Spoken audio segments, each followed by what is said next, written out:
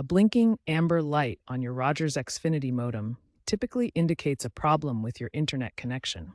This usually points to issues with either the wide area network, WAN signal, or the coaxial cable. The amber light, often labeled online or internet, means your modem isn't receiving a stable downstream signal from your internet service provider. First, ensure all Ethernet cables are securely connected and that your router, if separate, is properly configured. If the issue persists, focus on the coax connection. This cable transmits data via radio frequency signals. Key issues here include weak signal strength, high noise levels, and loose or damaged cables. A blinking amber light often signifies a poor signal-to-noise ratio. Signal-to-noise ratio measures how clearly the signal stands out from background noise. Poor SNR is a common cause of the blinking amber light and requires checking the coax cable for damage or loose connections.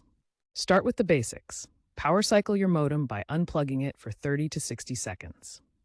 Inspect the coax cable for any signs of damage, corrosion, or sharp bends. Ensure the cable is tightly connected to both the modem and the wall outlet. Use the Xfinity or Rogers app, like My Rogers, to run speed tests and signal checks. These apps often have built-in troubleshooting tools. For coax issues, consider re-terminating the cable ends if you're comfortable doing so.